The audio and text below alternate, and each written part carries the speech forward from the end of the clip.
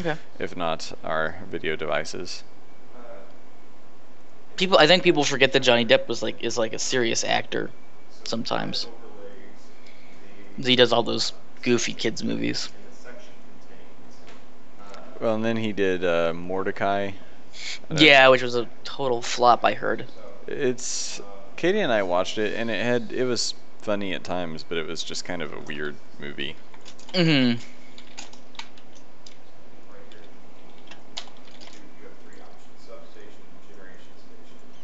So I guess let me know when it looks like we're totally live and You're totally live. good to go. Hello and welcome to our video-free art stream, because for some reason my camera decides to not work half the time. I'm really not sure why. Because it's a Mac. It's always worked before. Like I didn't have problems until sometime in the last month, and then I think it might be a problem with the camera and the system, or I mean, it could be the newest version of OS 10 for all I know, but I don't know why it would work sometimes and not other times. Hmm. So, yeah, so I've been kind of poking around to see if there's a way to fix it, but I think we might just have to roll without for today. It's all good. We're here, and that's what matters most. And I'll get some music started here. Do you hear the music? Me? No, I never hear the music. Oh, well, I guess let me know if you hear it on the stream. I am not hearing it though. So we're just full of technical difficulties today. I don't hear any music.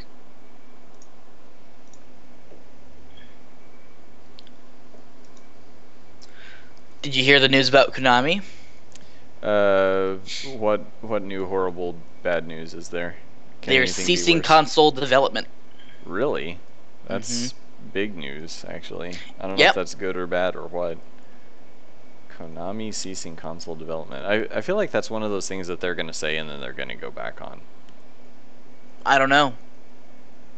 Did they say why? I didn't read the article. I just saw the headline.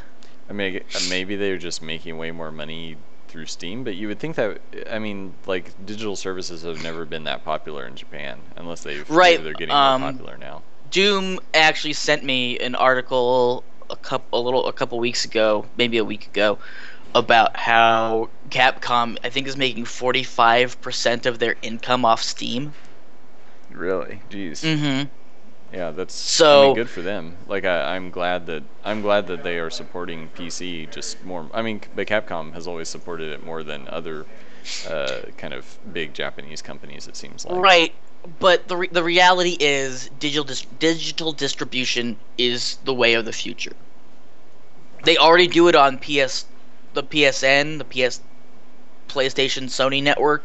They already do it on Xbox One. They did it during the PS3 But you would with the think PSN. Konami would still make games for those, like maybe they say no more box products, like all digital distribution, but you'd think they still make PS4 games or whatever. Let me see if I can get. Excuse me, sorry. Yeah, because I'm yawning. I'm doing the 24-hour live stream today. Um, Well, and I was actually wondering, should we keep this a little on the short side since you, no, uh, go as long as you need. I mean, this is my job first, as far as I'm concerned. So I've been working over the UI a little bit, so I thought I might do some of that today. okay, cool. And then maybe we can switch to some enemies or Yeah, yeah. whatever later. Let me see if this is from Forbes. So I don't care about your quote of the day, Forbes. Judge a man by his quote questions rather than his answers. It asks. In a recent announcement, Konami has revealed that Bar Pro Evolution Soccer, which has been a complete mess on Steam as far as I've seen, they will be ceasing all major console game development. In addition, the company's technology director, Julian Merciron, will be leaving. We know that the recent released Metal Gear Solid 5, The Phantom Pain, should cost a great deal to bring to the market, and it seems that this excessive budgetary spending was not a new thing either. Over the years, Pro Evolution Soccer has clearly made Konami money, but some of their console gaming have fared less profitable. This is now down to poor scales, not down to poor scales as such, but more the budgetary expenditures to get to that point. In that regard, Konami's recent announcement to cease major console development is not overly surprising. Coupled with the departure of Julian Merceron, the company's technology director, originally hired back in 2013 to help oversee the development of the Fox engine, which they're never going to use again in another game, I guess, which was used on Metal Gear Solid 5, the shift away from console development for Konami likely means the engine will be mothballed. I do feel a great deal of sympathy for Merceron, though. Moving to a new company for a job is no trivial matter. Then to have the role you were hired for undermined by a company-wide change in policy is always unpleasant. That's really all it says. Pretty weird. But it kind of sounds like, well, I don't know. It seems like one of those things a little bit where, like, you know, maybe that technology didn't kind of, well, it's like some of the technology changes that they're going through and just like personnel changes are like necessitating the move away from console. It's like, well, this, you know, things with this engine and this, what this employee was doing didn't work out, so we're just going to scrap the whole thing. Right. I don't know. I mean, the rumor had been that they were making more money off of their pachinko machines and other business projects than they were dumping money in console game development. Mm-hmm. That's been the script since they stopped PT. Well, see, and then they fired Kojima. But I'm really surprised that they didn't just sell, like, you know, you would think, well, like, you would think Activision or someone would be like, we want Metal Gear, like, can we just buy that from you? Like, you know, go ahead and keep making your pachinko machines. We'll take care of Metal Gear. Yeah, and Doom saying it's basically all but confirmed. They're actually lobbying for gambling, which is pachinko is gambling. Yeah. It's a legal form of gambling, but it's gambling nonetheless. But yeah, I mean that has been the word on the street since they can't, bless you, by the way, since they canceled PT and took it off the network. So this it's not surprising. Sorry, PT. Playable trailer. It was the lead-in to their new Silent Hill game with Del Toro and that guy from The Walking Dead. Yeah. So, I mean, I saw it when I got back from the movie last night, which was good, by the way, for anyone in chat. If you guys were interested in watching Black Mass with Johnny Depp, really good movie. Definitely enjoyed it, and did not think I would. But yeah, I saw the news when I got back home before I went to bed, and I really wasn't surprised. It's not something that I didn't see coming. So, and honestly, I can't think of a game by Konami that I've liked in the last 10 years that wasn't DDR. Yeah. So, I mean, I'm not a huge fan of Silent Hill. I'm not a big fan of horror games. I've never liked the Metal Gear series. I don't mind watching it. I think watching it is more enjoyable. Because to me, the Metal Gear series has always been one big, long, convoluted movie. I want to like Metal Gear, but then every time I try playing through one, it's just like I don't know. I think stealth games in general are just weird for me, or I just suck at them. One of those two things. Doom reminds me of Castlevania, and I honestly the last Castlevania I played was the one that I played on stream, Lord of Shadows or whatever, and the one before that I played was Castlevania 3: Dracula's Curse, which was on the Nintendo.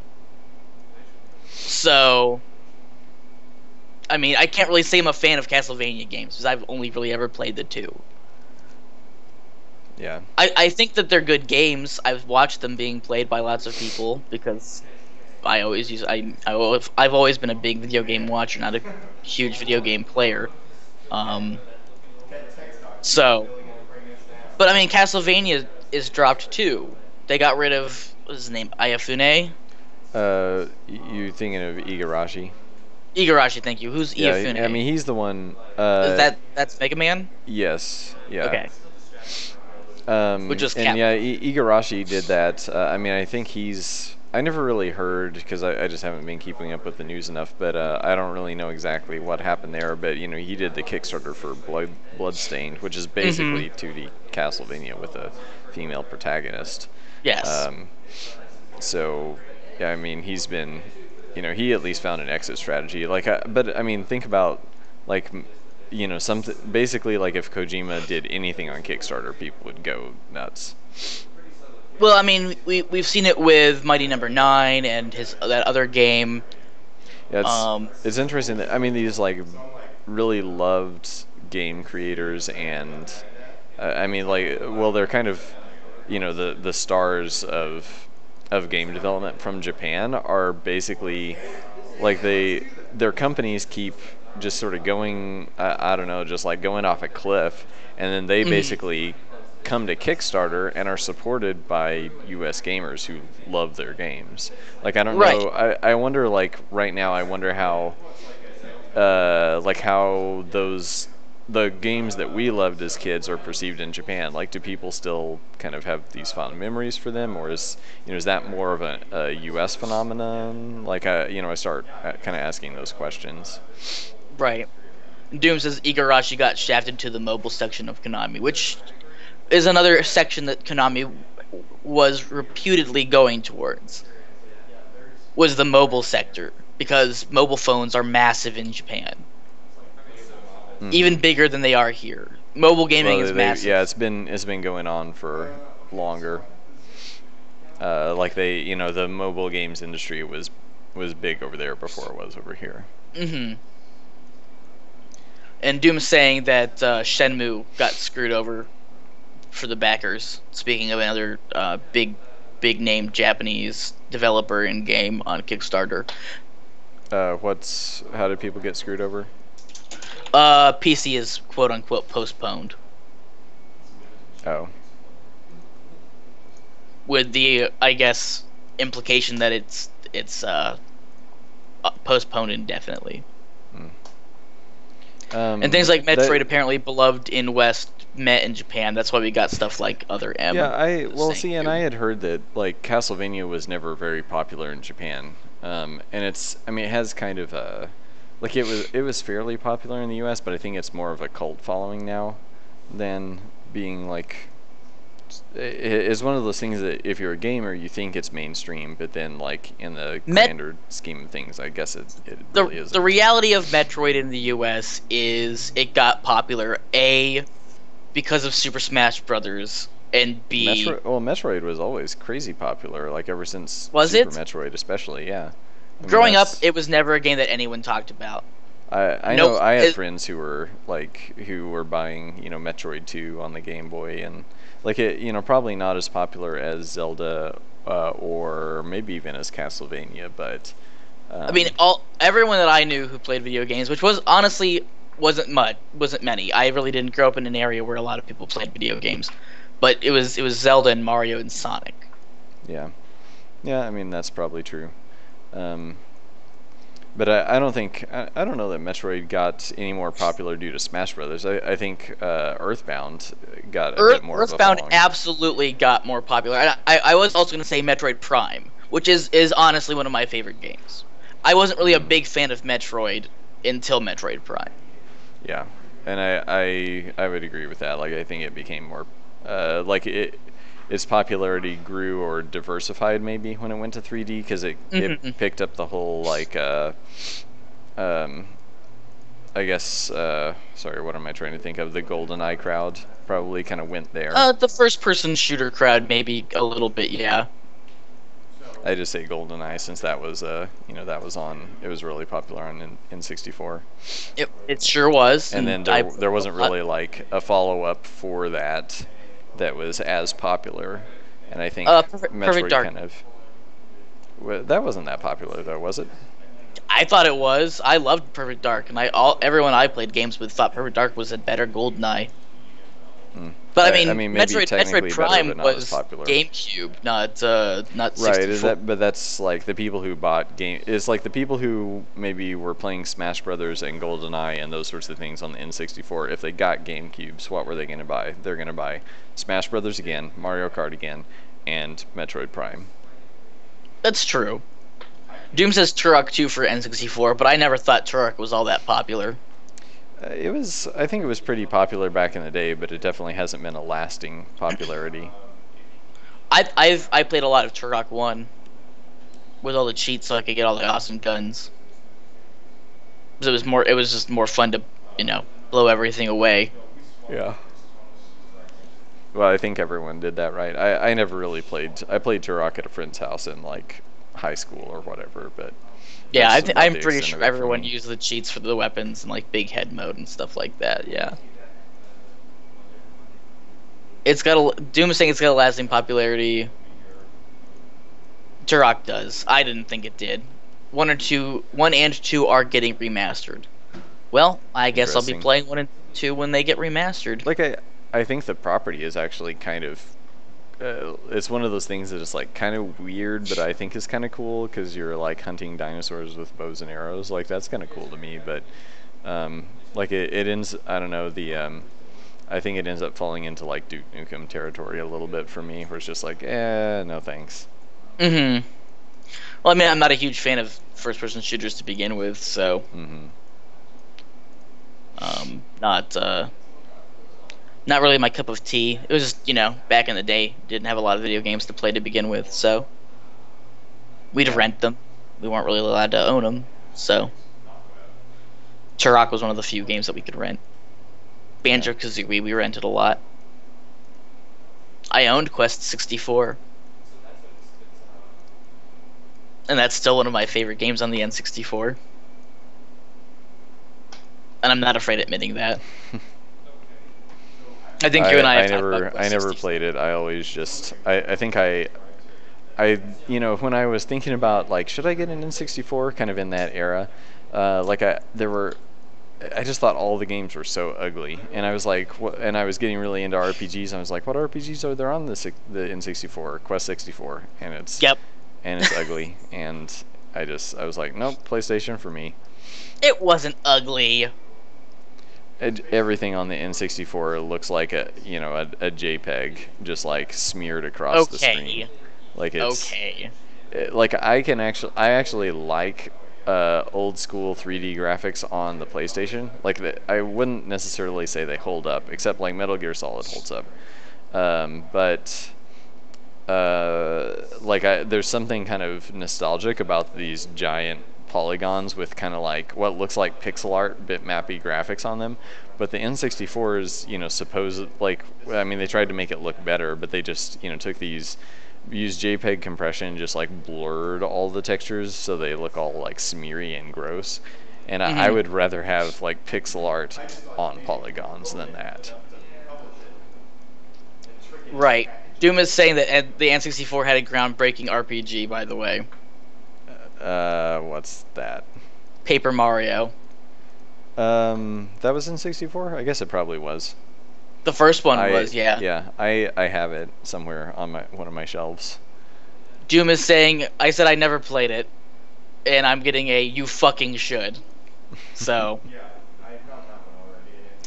I guess Doom is a big fan of Paper Mario. The first Paper Mario, at least. I don't know about Thousand Year Door or whatever. So, a person in my chat yesterday on my stream linked us a poll from PlayStation.com or something like that about like the top 5 games or 4 games from the PlayStation 1. And I'm curious if you agree. It was Crash Bandicoot and another Crash Bandicoot game was on there. Final Fantasy Did you hear VII. me gagged right there? Yeah, I did. I did hear you gag. Metal Gear Solid got the platinum medal. Metal Gear Solid 1. Yeah. Final Fantasy VII got the gold medal. Crash Bandicoot 1 got the silver medal, and the other Crash Bandicoot game got the bronze medal. See, I think, well, I enjoyed Crash back in the day a bit, but it wasn't something that I felt like I wanted to own. You know, like I enjoyed a rental. And I think it was a pretty good game, but it's like it's not something I would want to go back and play either. So I wouldn't be giving it any medals. Like it was a good way of translating a platformer into 3D, but I don't think it was the best way. Right. Well, I mean, just on that stream alone, we meant, you know, Proper the Rapper, which is a iconic game from the PlayStation, was mentioned. Yeah. I think that should probably get a medal. Final Fantasy Tactics was mentioned. I can't remember all the games that we mentioned, but I think we came up with like 20 other games from the PlayStation 1 that should have been on the list over Crash Bandicoot. Yeah. I mean, the PlayStation 1 had some. Oh yeah, Legend of Dragoon was mentioned. I never played that. It was good. Legend of the Dragoon is great. Resident Evil was mentioned. Wasn't on there. Yeah, actually, Resident Evil probably just for historic purposes should have gotten an award. Jim was saying Castlevania again, but I never played any of the out of Castlevania. Symphony of the Night, yeah, should definitely get something. I mean, like,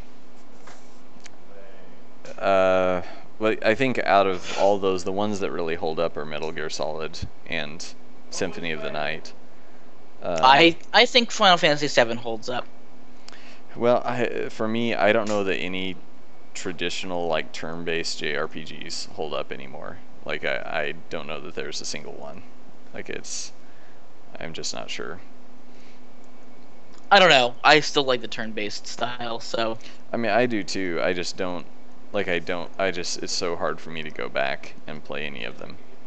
I mean, yeah, I have really fond memories of Suikoden.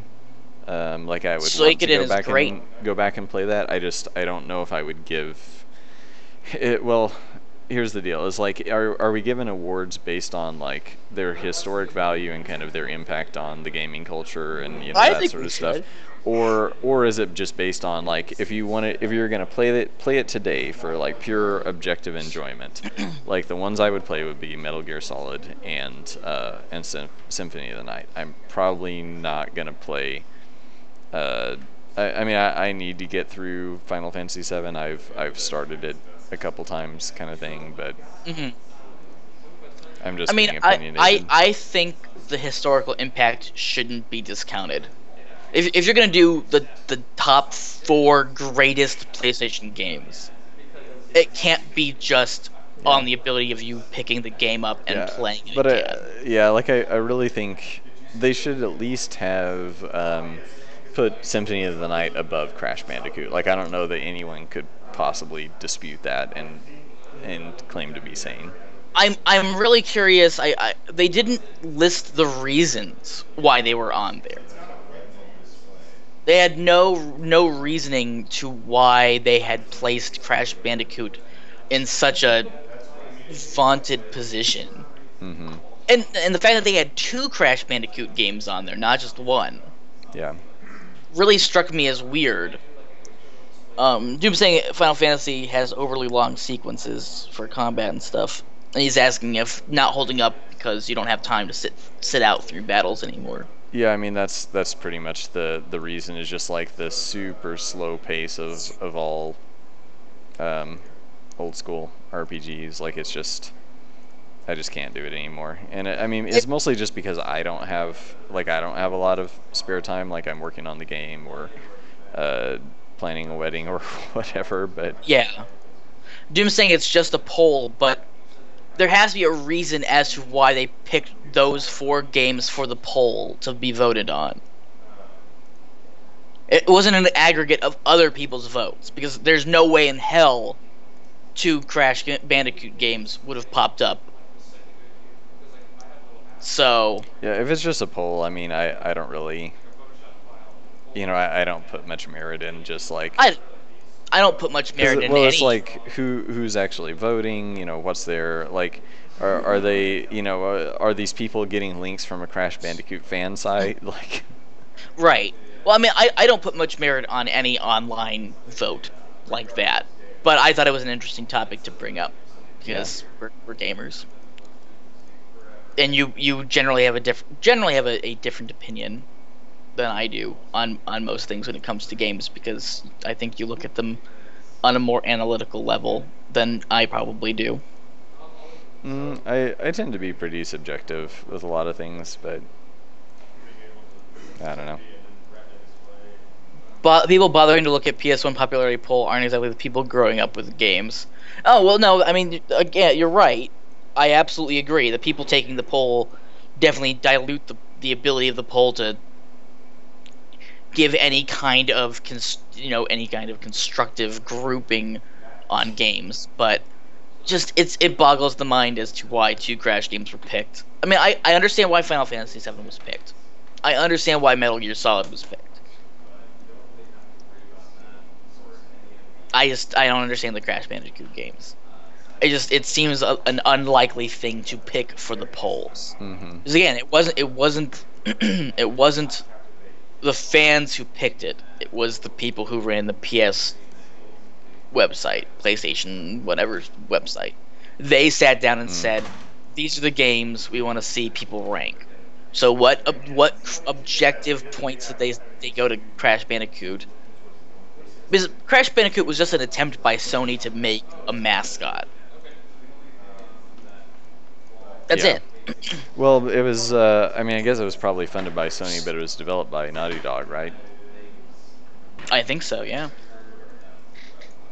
And Naughty Dog is definitely doing things that are quite a bit different these days. With Watch Dogs? Well, and Uncharted. Right. Okay. 1 second. Sorry about that. Yeah, let's see. Let's see what games they have made. Crash Bandicoot. Cortex Strikes Back. That was the one that was on there, which is Crash Bandicoot 2. They made the Jack and Daxter group of games. Uncharted. I guess that's probably where they're. I had forgotten about that, but they're. It makes sense that they would go from Crash Bandicoot to Jack and Daxter. Oh, right. Sorry. Watch Dogs is Ubisoft. They made The Last of Us, is what Naughty Dogs made. Yeah. Yeah. For some reason, I was thinking they were Watch Dogs as well. I don't know why I was thinking that too. I guess it kind of seems like their style of game. Mm-hmm. It kind of does. Yeah, Uncharted 4 is coming out next year, which I know people are excited about. People really like The Last of Us. Pretty well. Yeah, they make good games. I think it's interesting that the Tomb Raider franchise kind of became Uncharted. Their remake is very Uncharted. Well, yeah, but yeah, like I think Uncharted in the first place was pretty heavily based on well, I guess based on Indiana Jones, which Lara Croft is basically female Indiana Jones. Yes. Yeah. So I mean, they're kind of pulling from the same source material and simultaneously pulling from each other. Mm-hmm. So it's kind of like it's one of those things where, the thing that, Uncharted being inspired by Tomb Raider did it one better. So Tomb Raider basically is like, oh well, they raised the bar, now we have to kind of imitate the imitator, as it were. Yeah, absolutely. And Doom is saying Uncharted was a new Tomb Raider, which yeah, absolutely. I just think it's interesting that we've kind of gone full circle, which I suppose I shouldn't be so amused by because it's just the natural course of things. But I haven't played the new Tomb Raider. I've never really been a big fan of those games, but I watched. Well, and also why wasn't the original Tomb Raider on that PlayStation list? Or was it was it games that Sony produced or published, first party Sony published or something? Is that because that list does seem really, but they also I thought Sony was pretty heavily involved in Symphony of the Night too. So I don't have the link again. Well, we probably don't need to occupy the stream with more discussion about some random poll or whatever. So probably not, but uh, yeah, if I find the poll, I'll send it to you on Skype or something so you can take a look. Tomb Raider 2013, despite getting heavily butchered from what was originally supposed to be, was a good game. Oh, Doom is saying it was just PS1 exclusives, but that Oh. would be Tomb Raider 2. So, No, Tomb Raider was also on Saturn. oh, was it? Okay. At least the first one. I think maybe the second one was not. So you'd think that that would be on there, but who knows? Right. Yeah, I just thought it was an interesting point to bring up. But what was your favorite PlayStation 1 game? I definitely put a lot of hours into Tactics and Suikoden. So, I mean, probably, I would say Tactics is one of my favorite games of all time, so I guess it would have to get the award just by default. Right. Makes sense. I mean, like I said, I never had a PlayStation 1, so I mean, I got to play a lot of the games on the PlayStation 2. And unfortunately for me, PlayStation 2, it came out like right before I went to college, and so I got one when I had started college, but I was busy with school, so I kind of was keeping up with games. I would buy one occasionally, and I think I eventually caught up and bought a bunch of the PlayStation 2 era JRPGs, but it's kind of like I haven't played a lot of them because I had even less time than when I was in high school. So I've, got my PS2 shelf that maybe someday I will go through. But then the bad thing is, like, I hit this sort of point where I just don't have patience for them anymore either. So it's I kind of screwed myself. But a lot of those games, unless they're available on PSN, might never be available. Like, where are you ever going to play some of those NIS games again? And I have almost all of them. oh, who knows? I'm hoping that unless they remake them for like bring them out on Vita or something. I'm hoping that they go to PC. Honestly. Well, I mean, don't we hope that everyone goes to PC at this point? No, I'm kind of hoping Konami and Capcom stay the hell off of the PC. Well, but that's already. Well, Capcom is already. That... Well, I guess Capcom is already on PC, so that really, I mean, I would just wish they halt PC development. Why? I just think that they've burned up all their goodwill. They got rid of the people who did Mega Man, which, seeing Mighty Number 9, maybe there was a reason for that. I don't know. Capcom has always just been like the one weird, skeevy Japanese developer since as long as I can remember. Nothing like I can pinpoint down, because it's just been so long. But they've got a pretty sordid history with development and juggling developers and not necessarily being on the up and up and stuff. I mean, it's a business, I understand, but yeah, I Doom said the overwhelming majority of Capcom's digital income comes from PC, which I mentioned that before you got here, Doom, that you'd linked me to that article. Also, Inti Creates, I guess that's the company, made the last few Mega Man games. Yeah, they started by making all of the like Game Boy Advance and DS Mega Man games.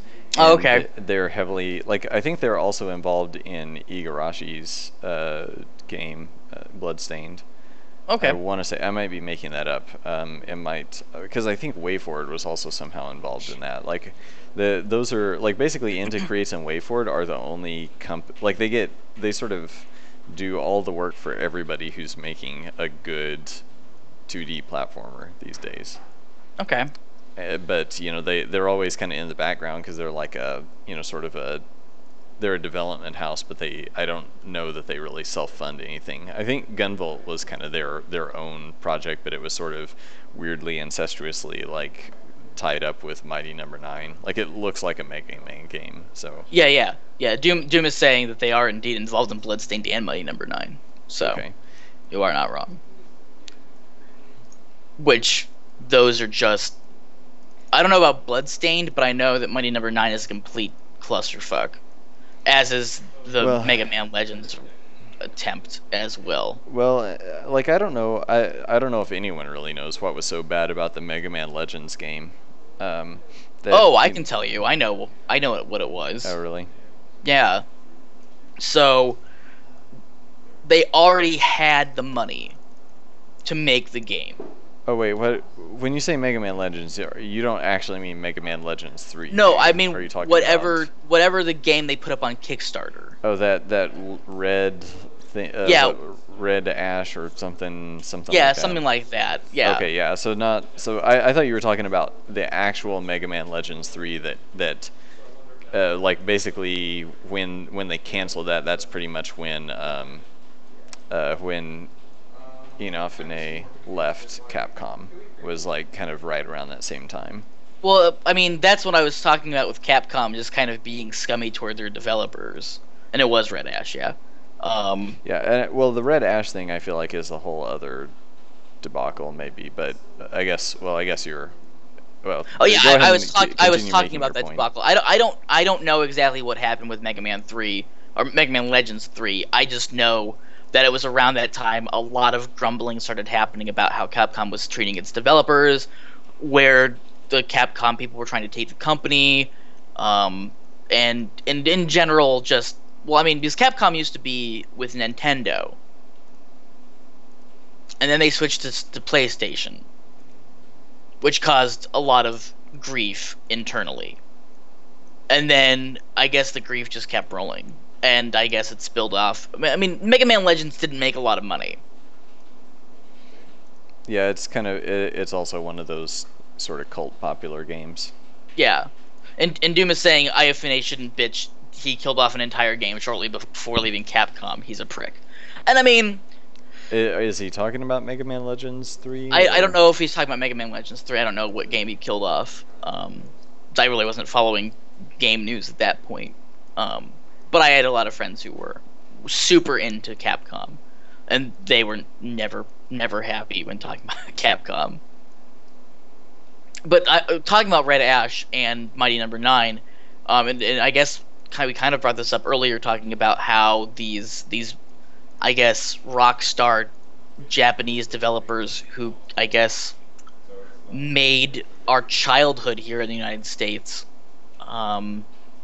If you played games, and this goes for Western devs too. Tim Schafer and Peter Molyneux and that ilk, I guess. There's just this. I guess there's a trend, and it's strange to me that there's this trend of people who have been in the industry and should know better coming to Kickstarter and over-promising and under-delivering. So are you talking about us now? No, I'm not talking about you. Well, I think a lot of people would feel that way, but Well, it's. I those think that's people just. Yeah, I mean it's. those people can suck an egg. You guys are doing fine, and I mean, We're trying to, but we have, I guess so far we have overpromised and underdelivered. I think we would admit to that, but we are like trying to, I guess, well, eventually deliver. and that's the difference.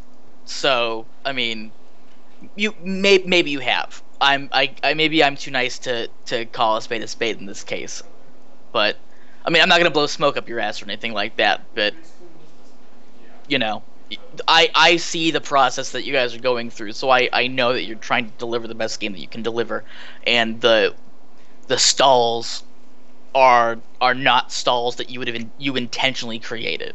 It's not like you wanted to be this behind, you know. I Yeah. know that. Well, I A don't lot know that anyone ever really does. Like it doesn't, they're if they're behind, they're not making profit, so it's but yeah, I mean, I think at some point, they like I think most of those developers that you were kind of mentioning that have had, issues with their projects. Um, well, I don't know, like to kind of throw myself under the bus. Like I mean, I guess I wonder like what's different, like what makes us different from Mighty Number Nine.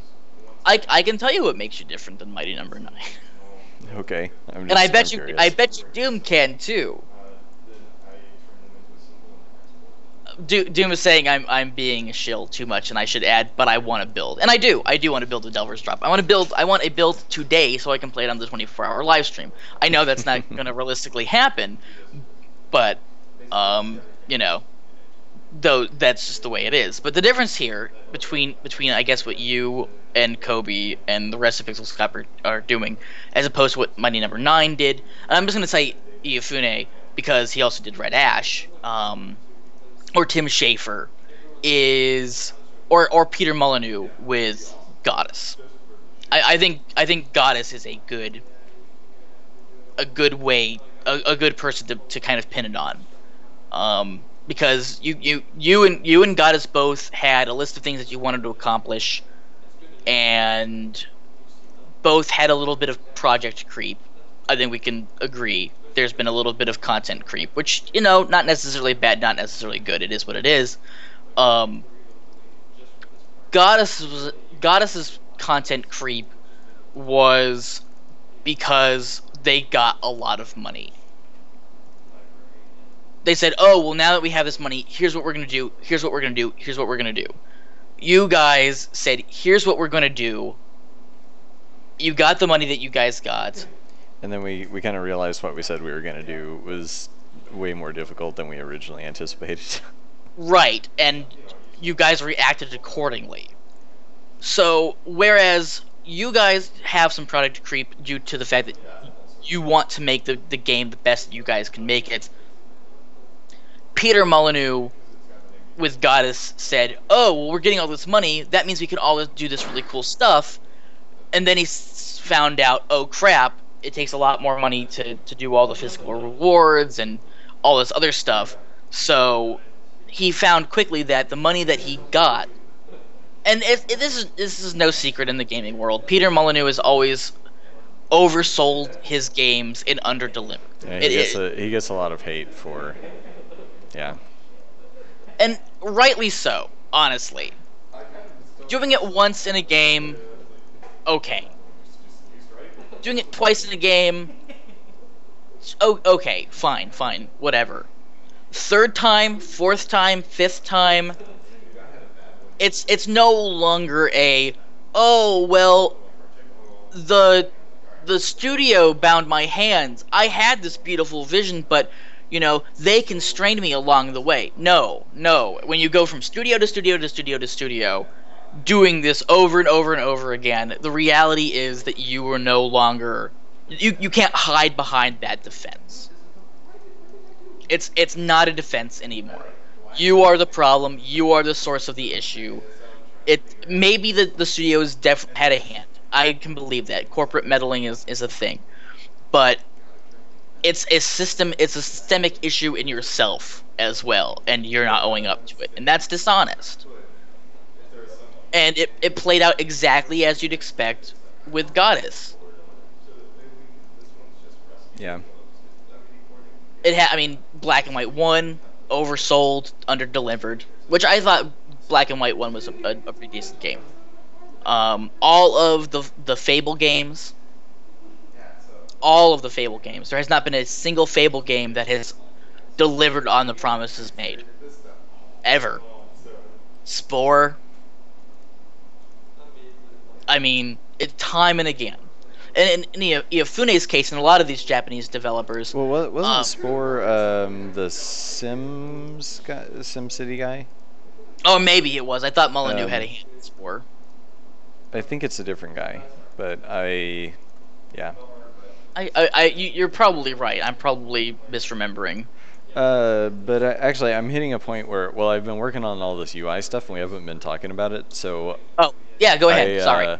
I actually have some things I'd like some feedback on, too. So, okay. We've been making some, when I say we, I actually mean Aaron, has been making some awesome progress on the status effects system. And that's the one thing we're going to be talking about in the update that is going to come out in a couple weeks here at the end of the month. But basically, you can have tons of different effects on your character, like coming from your items, your perk tree, all this stuff. They're not all totally supported yet, but the system is in place. So he's working on kind of building that out so we can, then support, like there's actually, let me pull up the list here because I think it would be interesting to most of you, and this is something, it's like super relevant right now, but we haven't actually talked about it, I guess, on the stream.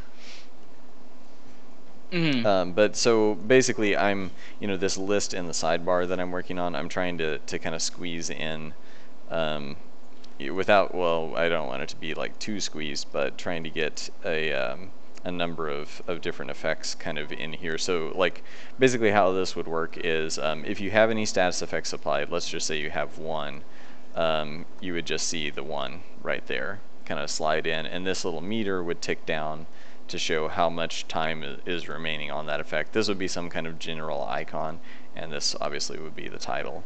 If you had multiple effects, they would all be listed here with their meters ticking down to various degrees. So you can, and basically how things work is they're all kind of on, like the fastest that anything can occur is on a 1 second time frame. So if you're, say, doing a regen, the fastest that regen will occur is once per second. And same thing for damage over time. Like if you're on fire, you'll get 2 damage every second. We can also space that out, so you could get 2 damage every 5 seconds, or 5 HP every 5 seconds or whatever. And then we can, and then we just set we call those ticks. Like every time the effect ticks, say once a second, you get 5 HP per tick. And so we can space the ticks out, and then it also counts like, it can last between 20 and 30 ticks, or exactly 20 ticks, or whatever. So Doom asks what happens if you have too few spaces or too many effects. We will probably just list the most recent 10 was, I think, the last decision. So that was one thing I was going to ask about. Okay. See what you all thought about that. And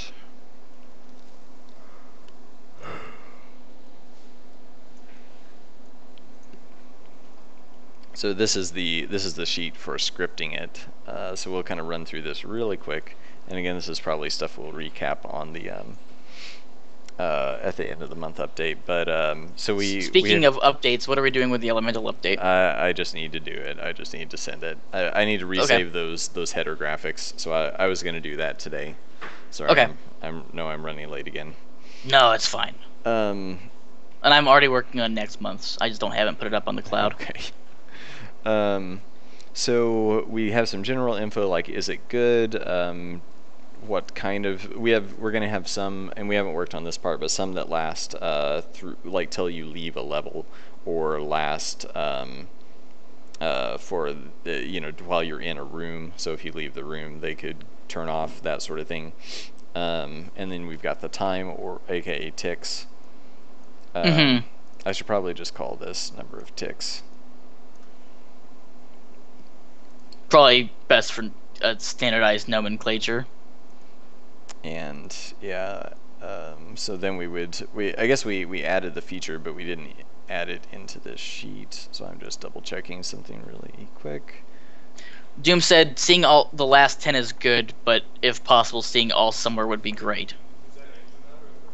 Yeah, I guess. Not completely needed, but great, if you could.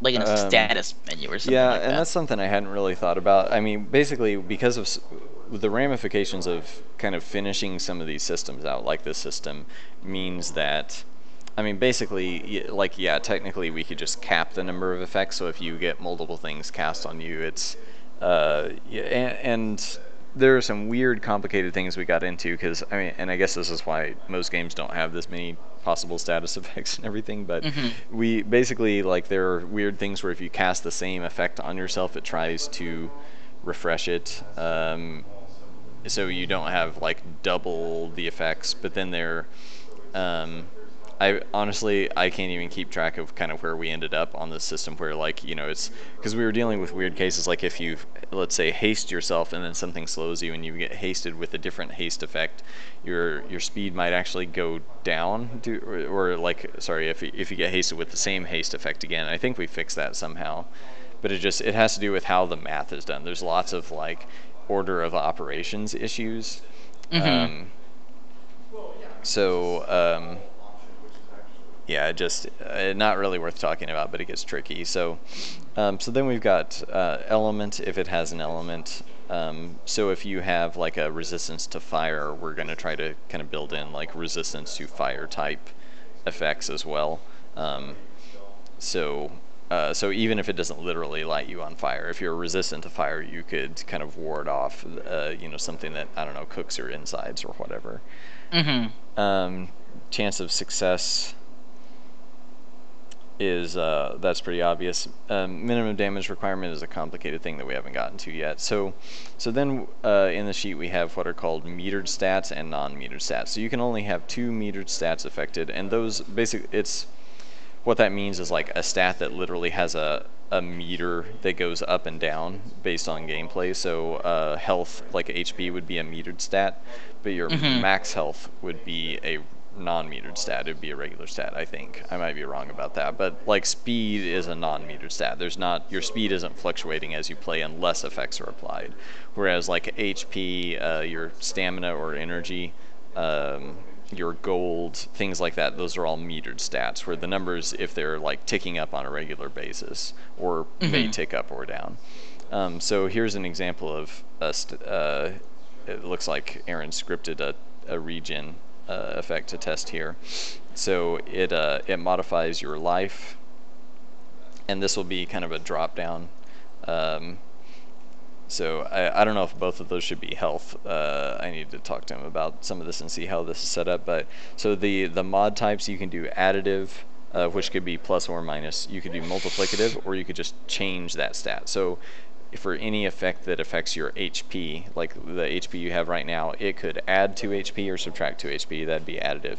It could multiply your HP, say like multiply it by half, by 0.5 to cut it in half, or it could double it.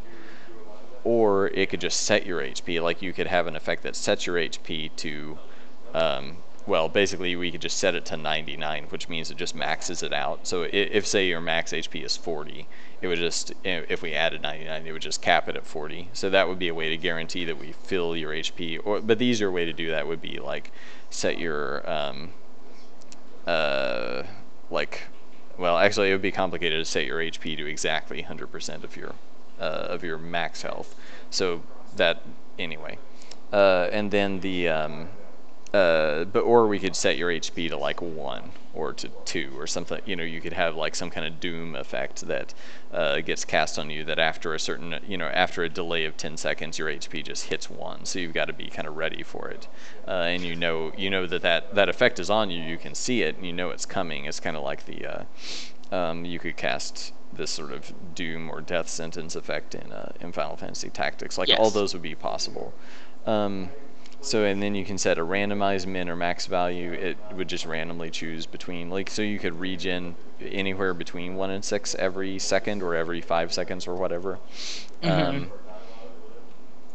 then we've got is instantaneous, is elemental, and then the tick interval here.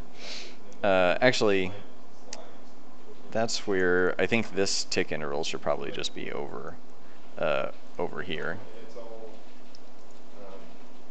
Is there any way you could show us these effects in game right now, or are they not implemented? They aren't really visible. Like, they work, Okay. but you have to look at the debug window, and that's yet another reason why, the build. Like, basically, we want to have some UI up and running so people can tell what's going on.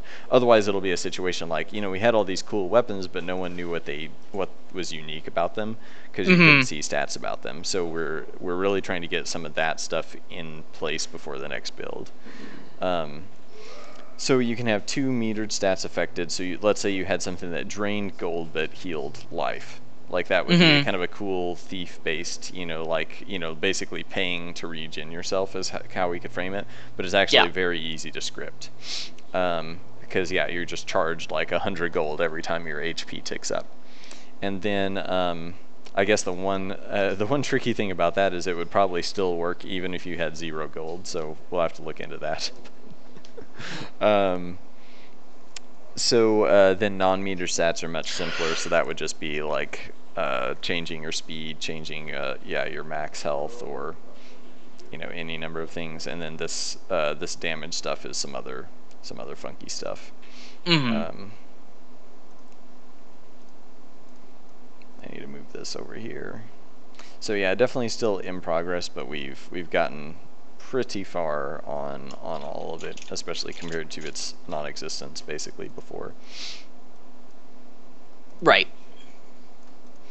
So hopefully that's exciting for everyone. Does anyone have any other questions?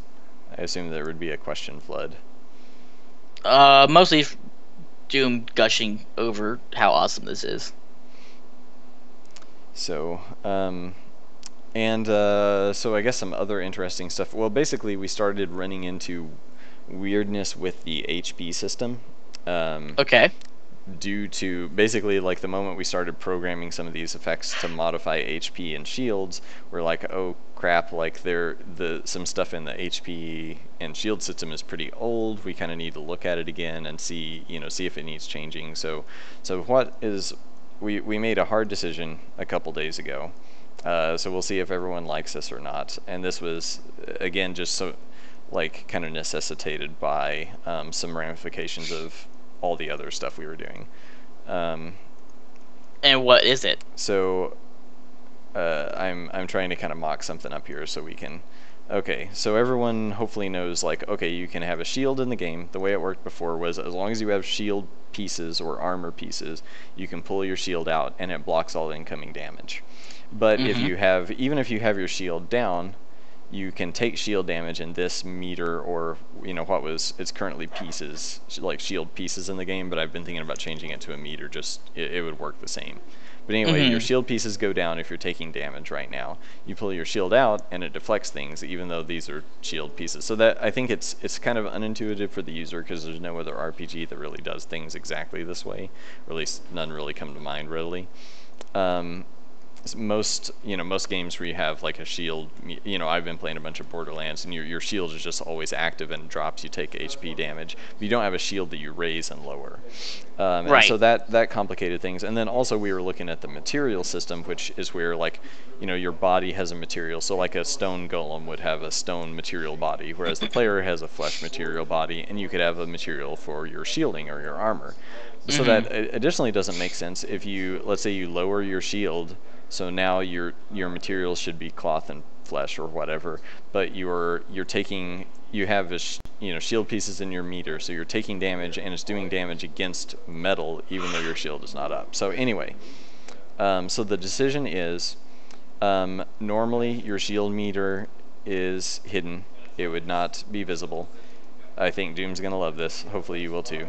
If you take damage directly to your heart pieces, and it just checks your body material. So in this case, the player would have we'd have a special material for humans that would be like cloth over flesh, or like leather over flesh, or something like that. That's like you're about as flammable as a person wearing cloth or leather.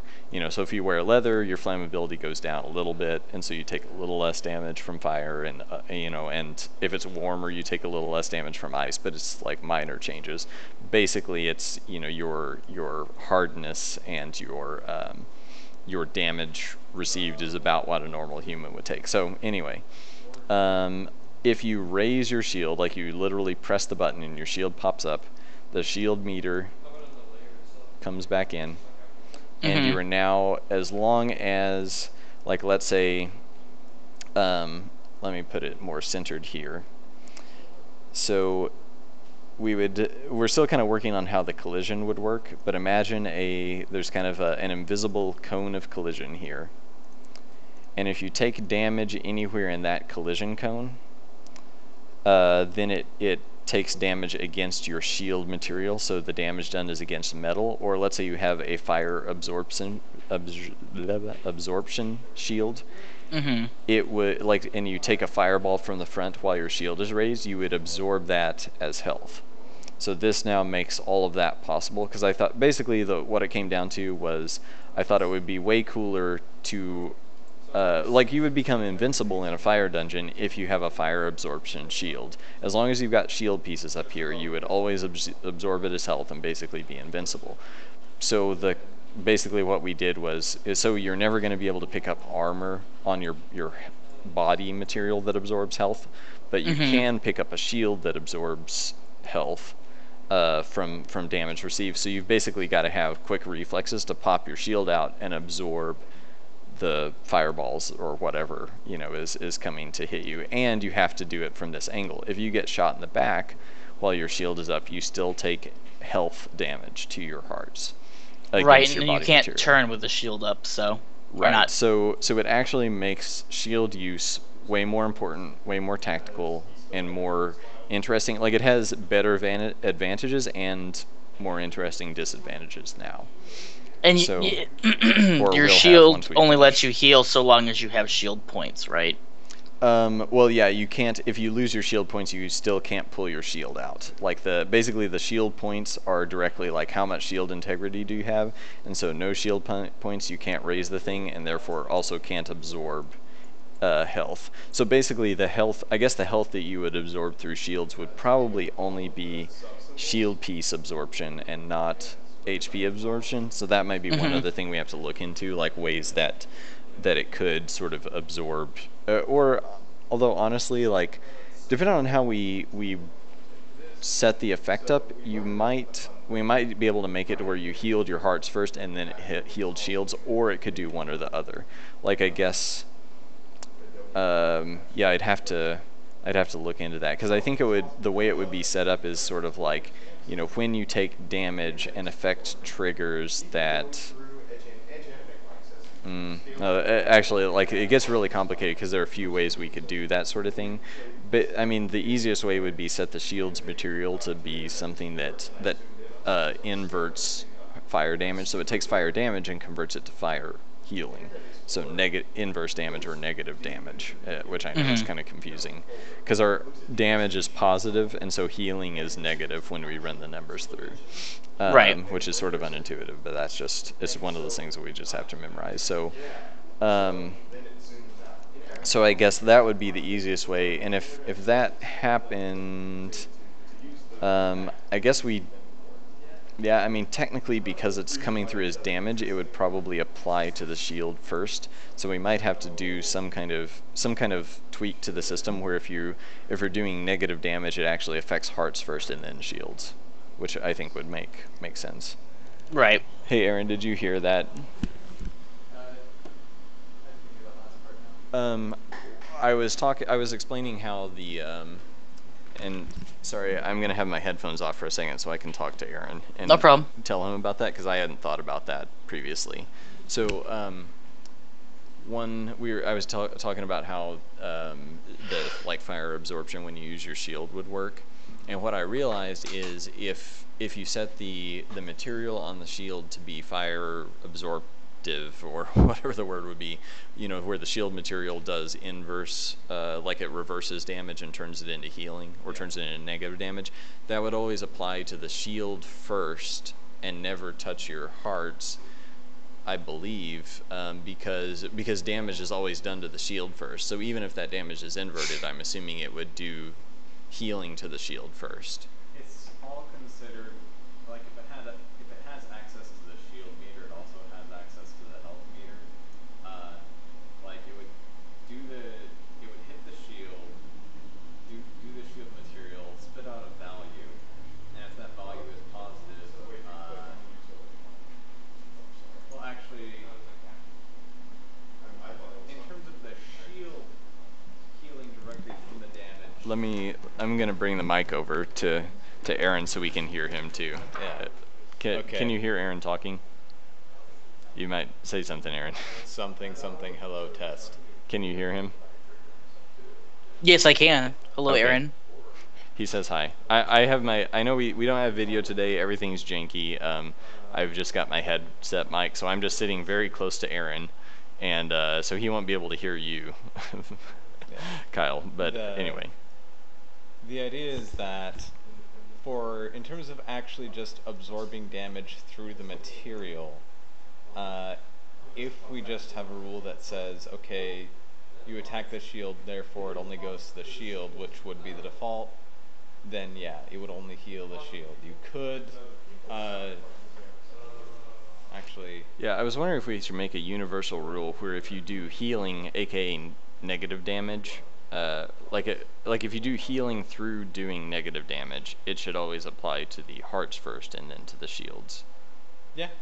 So like change the order, because normally normal damage, which is positive, affects shields first and then hearts. So yeah, that's easy enough just because it has access to those values. Yeah. So it just says, okay, if the final damage number that's going to finally punch these shields is positive instead of negative, oh, well then just apply it to life instead of shields. yeah, I'm yeah. adopting, I noticed you were kind of confused at the effect screen earlier because I was changing stuff around to kind of older terminology that's already there.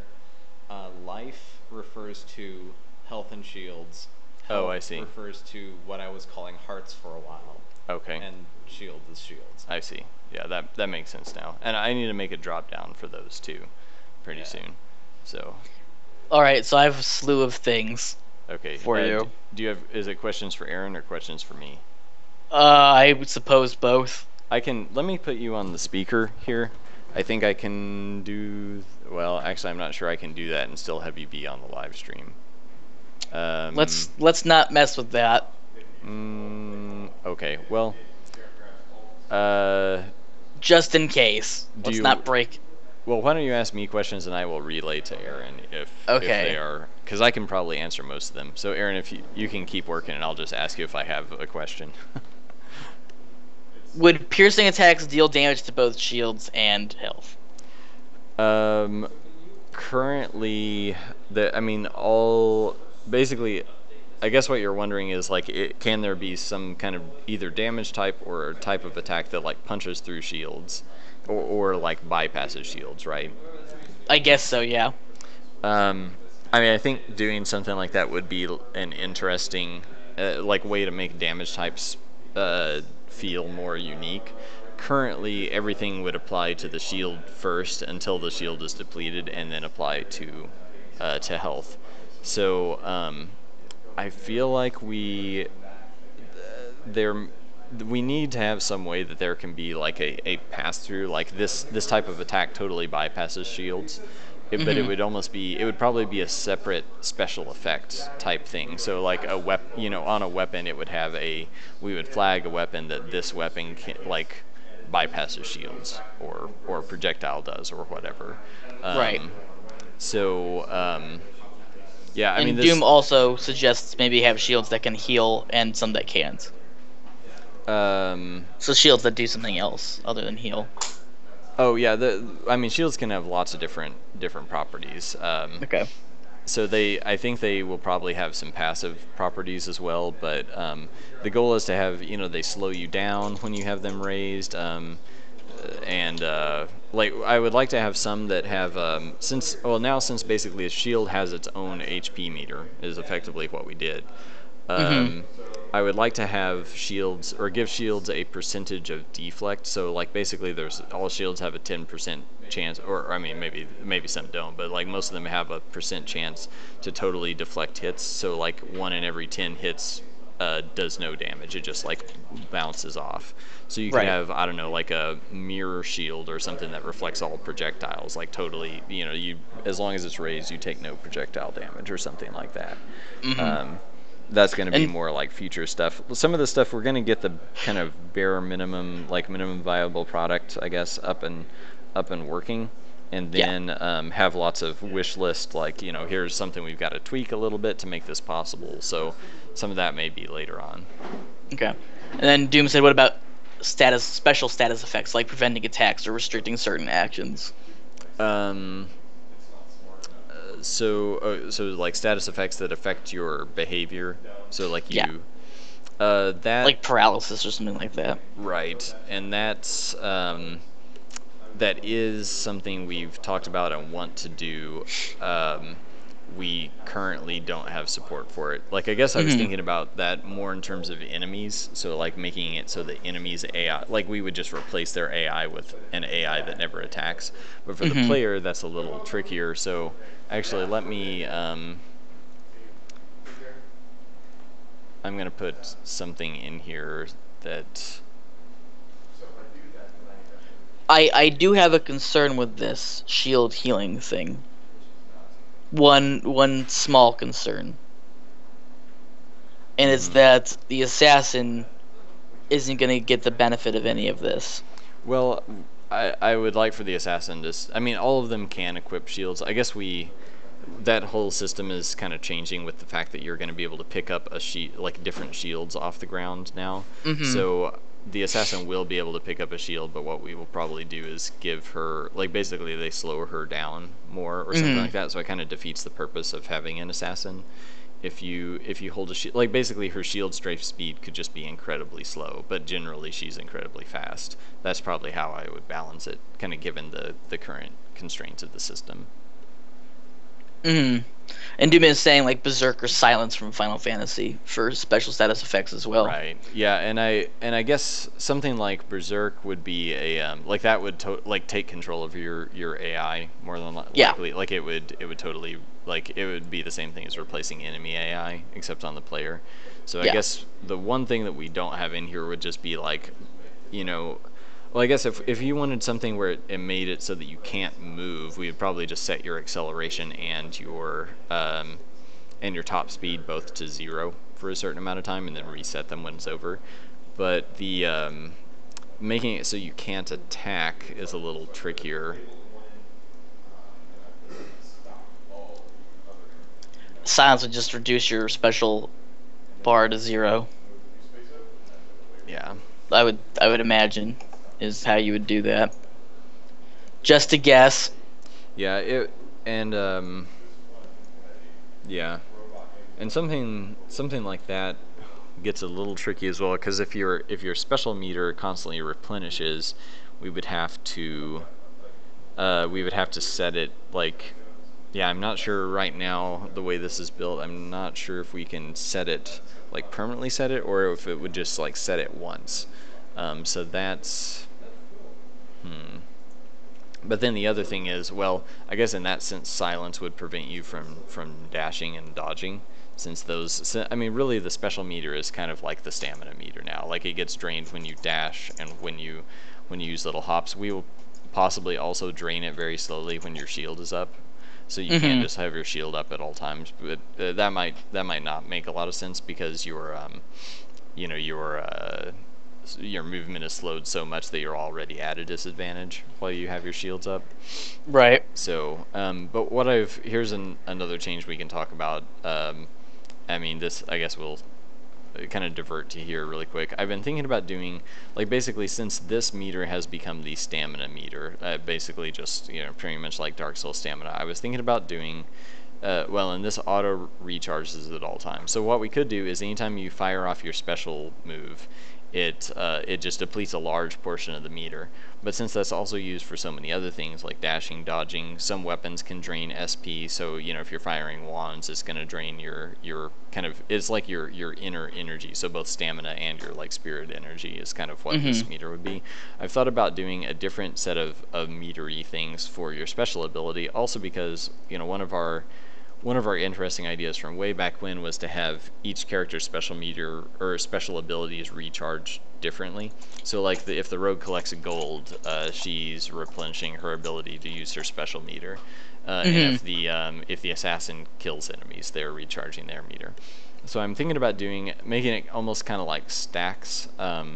So you've got these little kind of bullet points, and each one fills up, and when it's full, you can fire off a special, and it deletes one of these. So you would have, I guess, this, you would remove like a whole meter's worth. So it would do something like that if you fired off your special. That was kind of a sloppy. The way this file is set up, I can't edit it super easily like that. But so you'd use up one whole meter, and if you don't have one, you can't fire your special. So it makes it so you're kind of limited. Like, you could fire several in a row, and maybe we've got a little bit of a cooldown. Like, there might be a little counter over here, or little cooldown meter or something on the side. Right. But I was also thinking that this could be a cool way to give you bonuses based on how many of these special stacks that you have accumulated. So the player might have certain passive abilities that say like you gain 10% more gold for every special stack that you have. Right. So you're kind of like it's this pro con of like you want to save them up both because like you get these bonuses the more you have, and also then you've got several you can fire off in quick succession. But then You should allow for special abilities to grow in intensity based off of how many special bars you haven't used. mm-hmm. So there's a diminishing return. Like for the man who does spam his special, um, the effect is less and less and less each time. Yeah, I think that would make a lot of sense. So yeah, the more charges you have, the more powerful it is, but you still use the same amount. And the reason and we talked about the pros and cons of like, we could do the same thing with your special meter, but your special meter is going to go up and down constantly. Like it's constantly recharging. So if you just wait, you become more powerful, which is it seems kind of dumb. And then also you're going to constantly use it up a little bit by doing very normal things like attacking, dashing, dodging. Possibly using your shield or whatever else, and enemies will probably also hit you with debuffs that drain your SP, so you can't get away from them and stuff like that. So I like the idea of keeping those things separate, and having other kind of side benefits from basically. So the more the assassin kills enemies, the stronger her special becomes and the more time she can use it, and maybe also get some other bonus, like I don't know, like more likely to have critical hits or something like that. For so it's like this nice combination of like if you play the assassin the way you're supposed to, quote unquote, then you get all these extra benefits, and then your stamina meter is just a stamina meter. It doesn't affect any of those things.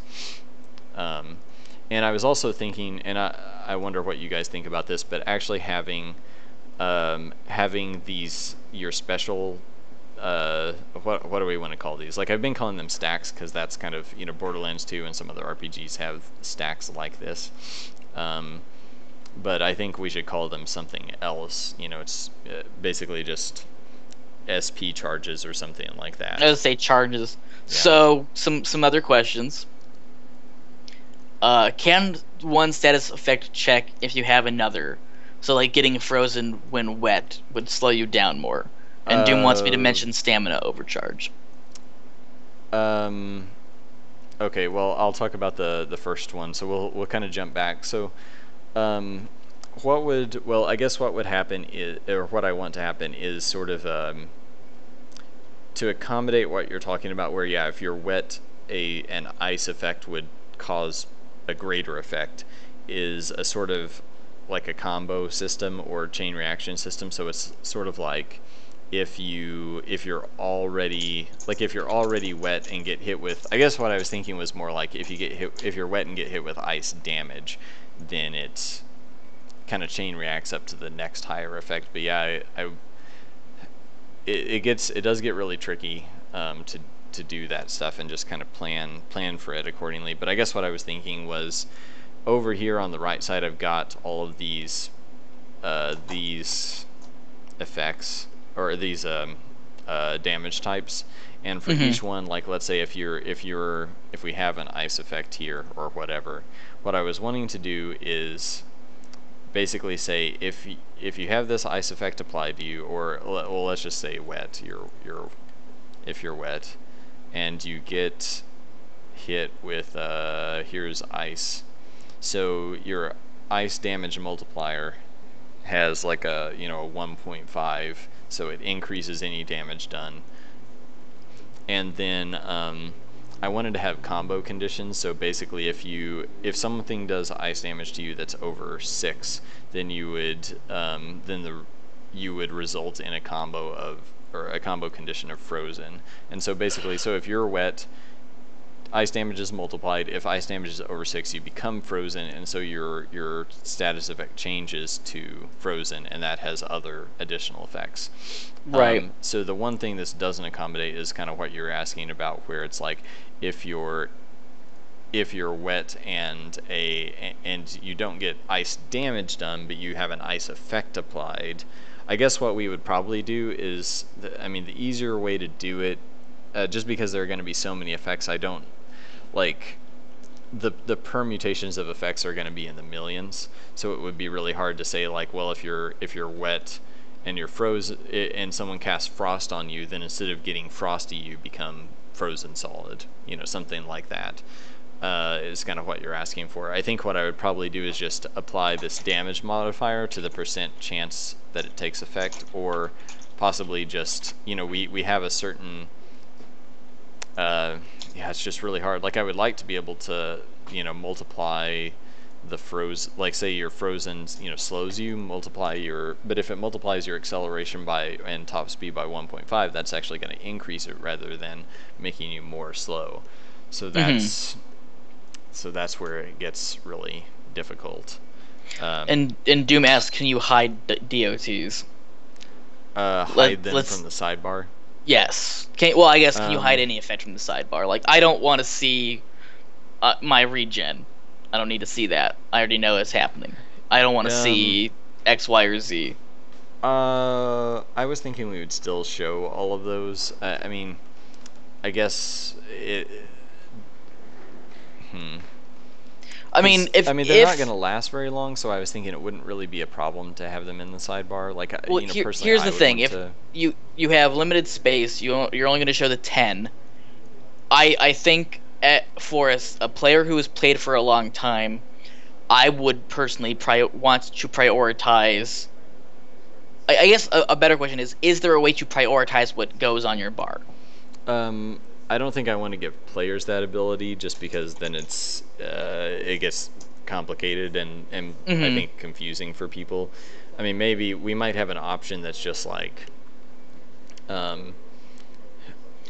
maybe the easiest way to do the option would just be to show the effect when it hits you. So just like make it flash here and not show the meter, but it just goes away right away. So you just see all, like any given effect is just like you're on fire, and then it hides itself. And Doom is, I guess, asking as a designer and as a modder. Say that players shouldn't see one. Can you make an effect that the players cannot see but is in effect?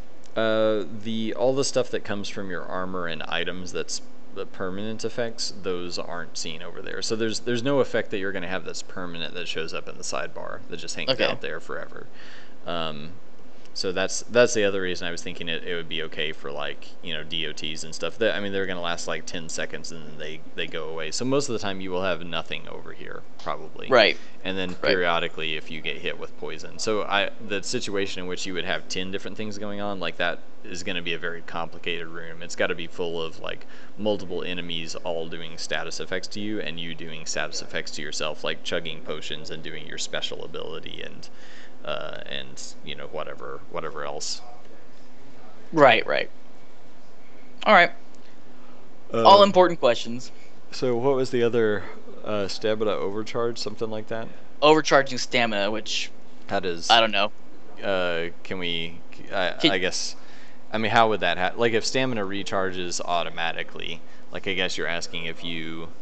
Can you overcharge stamina? If you use a potion that recharges your stamina. I guess so. Yeah. I mean, Doom can clarify. Yeah. I mean, once I he guess catches up, I assume there's probably a him. game that does this. So but I'm not familiar. I don't know. I don't know where he's getting it from. I'm sure he'll tell me. And then there are going to be, I think, 4 different types of keys, maybe 3. And they will show up here when you, basically, if you pick up a key or if you walk up to something that is locked, this will slide in. This would be your inventory items, like we're going to have probably, this number might go up or down by 1, but I was thinking you have a head item, which is, you're not going to see any of these reflected on your character, because that just gets nightmarishly complicated and time consuming. But so you might have I don't know, you could get an eye patch or a mustache or a monocle or a headband or something like that as like a head item. You could get a chest and torso item, which might be like a bandolier, it might be a shawl or a scarf or a chest piece. You could get a belt or waist item, so it could be like and these icons, I should say, are not, I grabbed them as placeholders from another menu, so these aren't reflective. But I think the bag actually kind of applies. Like you might have a bag as your belt item that holds. I mean, it's not going to increase your inventory, but it might, it might be something that, let's say it's like a medicine bag and it auto regens you when your health hits 4 HP or something like that. Might apply like a slow regen to you.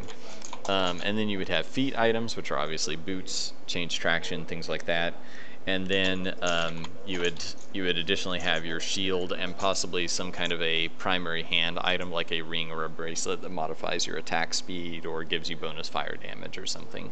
So so head, chest, belt, shoes is 4, plus the bracelet is 1 more, so 5 kind of accessories, and then your primary weapon and shield, and these would be 4 slots. I've got a 5th one here because I was working on stuff. So an unrelated question on what we are doing, what is the leveling like in this game? I can answer that in chat if you want to keep going. Well, I mean, you would get experience like pretty normally. We're gonna scale it a bit based on, well, like every time you level up, it takes more experience to get to the next level. I should say that experience, like we don't have stat growth based on experience points. Your experience points only add to your perk tree, so it basically gives you a skill point to add to some perk. So the perks themselves could increase your max HP in theory, but you won't just like automatically get HP and whatever else every time you level up, because we want the game to be based more on skill, and also I don't want people to have to grind. Like I want progression to be based more on the things that you're picking up and just your skill improvement. And so you'll get slightly more XP if you continue going down in floors. So if your level is very high and you're still on floor 1, you won't get as much XP. Every time you start a new character, they'll maintain the level that your last version of that character was at. So like if you die, you're technically starting a new character that has no items. So the roguelike approach in that sense, but the levels will be persistent, the experience is persistent. You can respec your stat points in certain rooms, or reassign, I should say, respec your skills or reassign your skill points.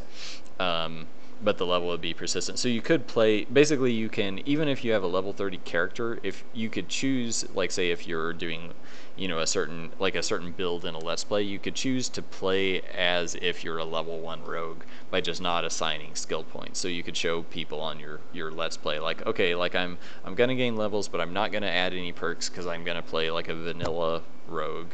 And I wonder who will do that. Yeah, exactly. I wonder who you're talking about. You and other people, I'm sure. So a question on status effects, getting us back to status effects. Can you get status effects related to finding items and stuff? So like dagger find plus. Yes, that is planned. Okay, so I have a confession. Mm-hmm. None of these questions have been coming from Doom. These have all been questions from me. The only thing I've got from Doom for an hour and a half, literally by minutely, is show us a build, show us a build, show us a build.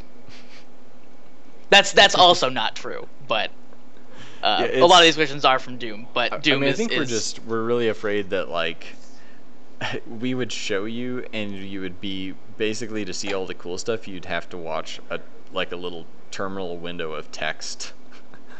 Like it's all kind of hacked in. Like, I mean, basically right now to test status effects, Aaron added something really quickly where just like it's like a 100th chance, like 1% of the time on any given tile in a room, a goblin appears. Like it's just like there when you load up. So like every 100 tiles there is one goblin, and the goblin, if it touches you, it poisons you, and then you have to watch this little debug terminal window tell you how much damage and stuff you're taking from that poison.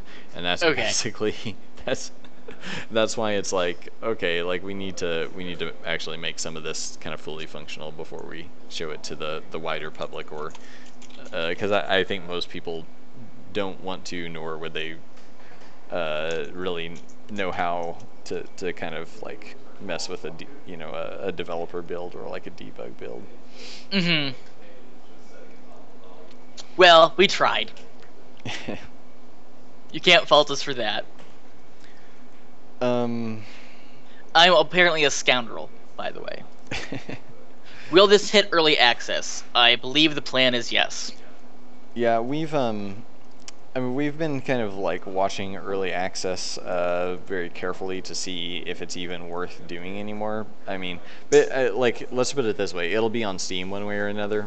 The last plan that we had discussed was to do early access, but I mean, like doing early access versus just selling the game is kind of like it's more of a PR thing now than. I mean, basically, you just flag your game as like, hey, it's not done, so it's on early access. Like, it's just like, it's kind of subjective for the developer at this point. Like, I don't know that people. It seems like people really don't like early access for what it was intended to be. Right. So basically, you're just kind of imbibing bad press is what I worry about. But we're still considering it, but it'll be on Steam one way or another. And we're hoping to make some announcements in that regard sometime by the end of the year too. Right. So. I guess I was gonna talk about some UI modification, simplification, or I guess I should say weapon UI. So this is what I've been working on. So these, I thought about, we originally had them in kind of a grid where you had, well, they were based around the position, like, you know, in a quadrant sort of thing, so they would match the up, down, left, right of the controller. But I'm thinking about making them just in a row, so if you use keyboard 1, 2, 3, 4, it makes sense. This takes up less UI space a little bit. It would be easier to do on mobile. And then, so the only thing is the up, down, left, right is a little unintuitive the way we have to lay it out, but Borderlands does basically the same thing. When you look at the subscreen in Borderlands, it's, you know, theirs are vertical, but it's, you know, up, left, down, right, or something like that is the order that they display them. So in this instance, the colors represent the tiers, and all the weapons would just appear in this kind of whitish cream color. The one you've chosen, so the user just pressed down to switch to this weapon, it kind of it lowers a little bit, like you know, basically it would have been here and it would go boop to drop down to show that you selected it.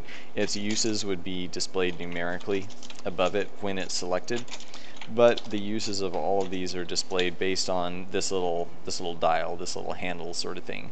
So that that dot and the black line here are how much it's how much of the uses you have remaining. The lighter colored bar here is your total uses. So like this, you know, basically if this meter were all the way around, like you can see this colored meter is longer than this green one, that, you know, this would have something like 90 uses, whereas this has 80. And this would be, I mean, 56 would probably be somewhere around there instead of where it's at, but and this would be something like 70 uses out of 90. So this, you know, this little dial would kind of like move down, and when it hits here, what I would like to do, because, you know, there are a lot of items that are going to have like 10 or fewer uses, and telling the difference between, like, if this is 10 and that's 5, like, how at that point you don't know how many you have left. You know it's not very many, but, you know, when you're down to the wire, or like if you had a potion, basically this meter works well for weapons that have like 50 uses, but does not work well for potions that have 5. So what I thought about doing is something like this, where it's kind of a hybrid system, where, you know, you start out with this meter like tick tick tick, it's moving down. Once it goes past this point, you start getting these additional blips kind of added behind it. So when you reach here, this would be about 20 uses left. So this accounts for 10 of those uses, and these blips would account for the final 10. So as this moves in, it eventually reveals all 10 of the blips.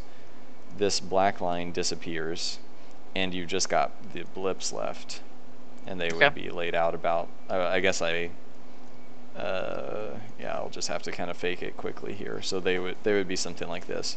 So those represent your final 10 uses. So when you see blips, you realize like, okay, those are my last few, and so those obviously would just disappear as you use them. So you can really, if you've got one use left, you can really easily see like, okay, I've just got one, and maybe we make that kind of pulse or flash or something to make it more clear that you've only got the one left. Mm-hmm. Makes sense. So a lot of work has been put into the UI. Yeah. So I was wondering what everyone kind of thought about the clarity of that. Well, Doom is saying it looks good. I think it looks good. I think adding those extra blips behind the meter is going to be a little unintuitive for some people, but I think the fact that you see something still existing here, even when this little handle runs out, makes it pretty clear that those are still remaining uses. So that was my compromise, I guess, between the two systems. And chat says it sounds fine to them. Okay. Hello, Siege Games, and sorry I didn't say this sooner. Lord Xerus has been here for a little while, but hello. How are you guys doing? For those of you who don't know what this is Delver's Drop.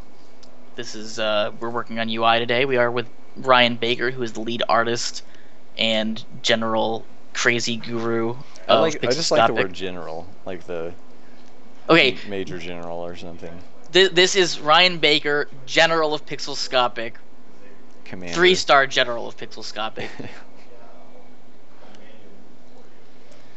And I am no one of consequence.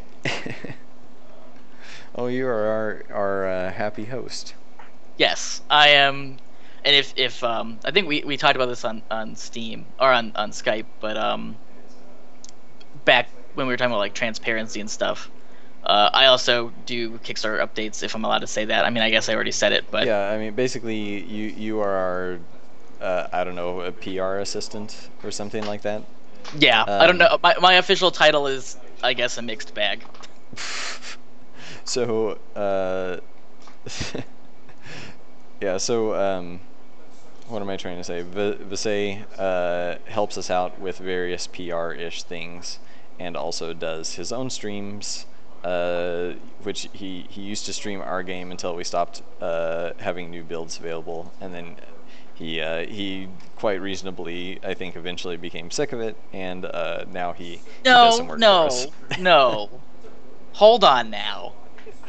Yes, I am a YouTuber and streamer. I'm at 830 to Awesome or just Vase here on the interwebs and Twitch.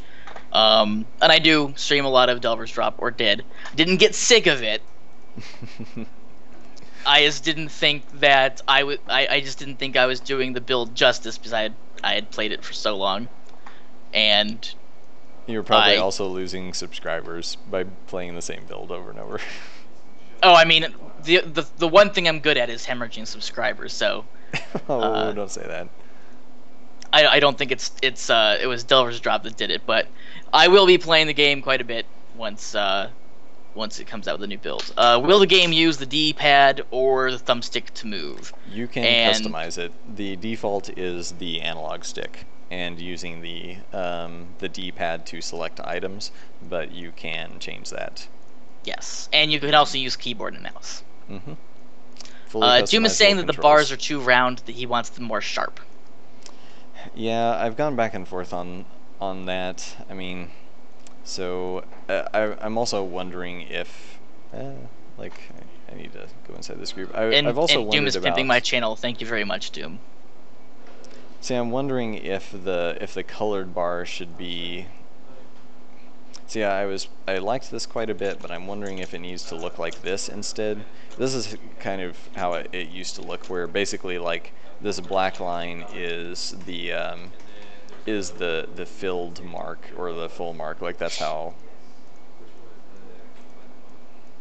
That's your max. I like the rounded look, so. Or I wonder if we should do this. I like the rounded. Dang it. I think anything that is good should be rounded. Anything that is negative should be sharp. So I wonder about this, where I kind of want this to be inside now. Let me make one more change. Okay. And it sounds like we have some new watchers, new watcher listeners. Yes, we do. Thank you all for showing up. I'm sorry that my camera stopped working. It's been very sporadic lately. Yeah, usually we do have camera stuff. I need to. I've been trying to figure it out, kind of in between stuff, because like it's been the thorn in my side. Like it doesn't work for Google Hangouts sometimes either. I have no idea what's going on. But have you done Google Hangouts? Mm-hmm. Yeah. When? I have like I do one every week. Oh, right. Never mind. Okay, I understand what you mean now. Okay. I mean, yeah, I just like use it for all kinds of different stuff. I guess I use Skype with you and Google Hangouts with other people. Right. So yeah. I thought you meant you were doing Google Hangout with Delver's Drop. And I was like, when have you done that? No. Yeah. Yeah. I mean, I just use it for meetings and chatting with people. Mm-hmm. Yeah. Right. I kind of like how this looks. A little bit better. I think it makes a little more sense for the average user. I mean, it's kind of trending back toward closer to what it was before a little bit.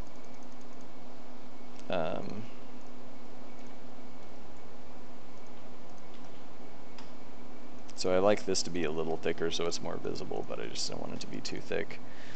So, and I mean, this could be triangular or something, but I'm not sure.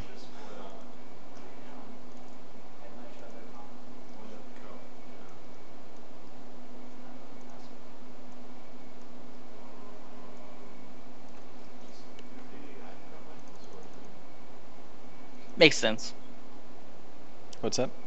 I don't know. Doom is still saying that the weapon charges are too bubbly, but I liked it.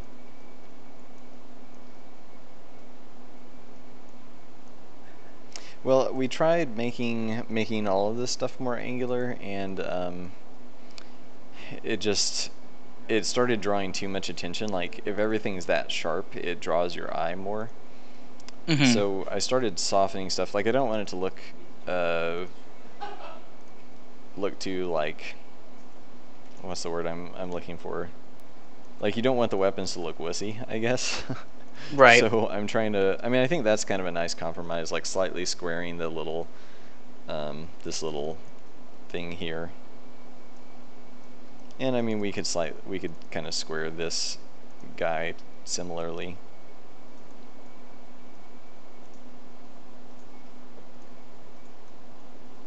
And I will remove that outline.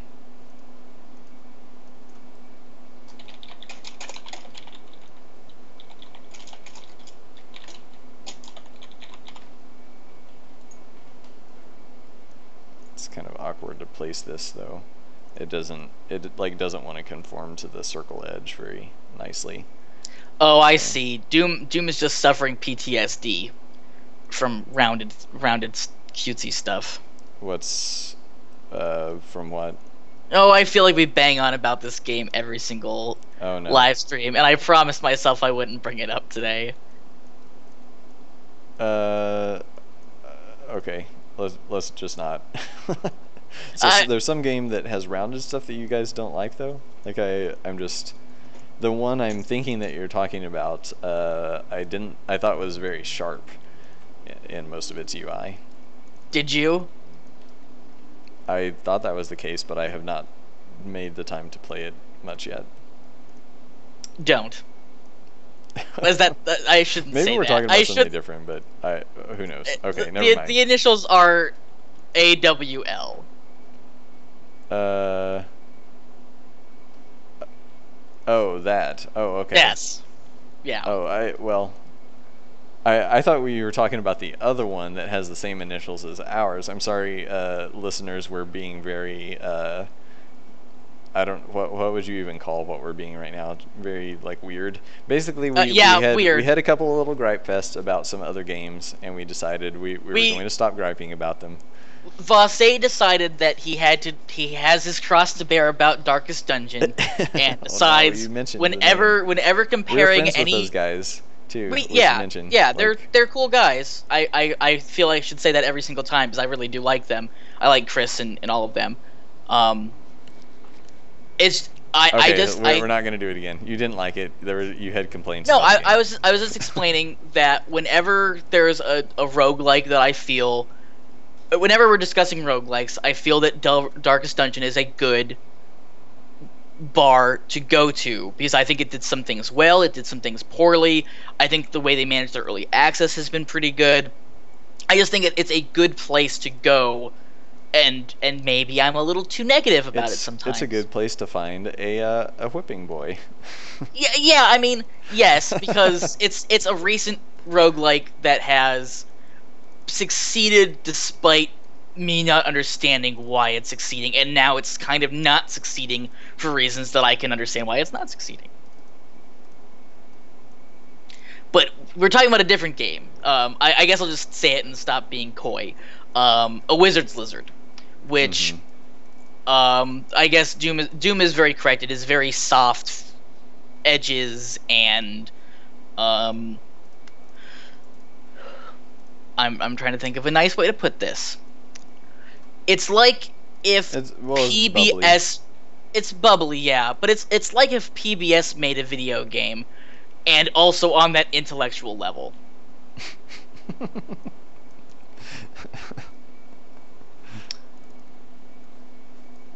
And Lord Zero says Vagante, or Vagant, however you say. I played that a little bit. It was still pretty early on when I played it, but I'm curious. I want to play it some more.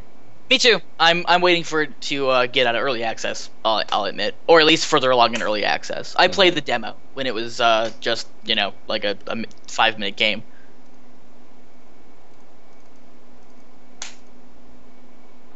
So, I'm even if I am too harsh on Darkest Dungeon, despite A, liking the team and B, liking the idea of the game, then I don't even know what you could call me when it comes to a Wizard's Lizard. Full of bile.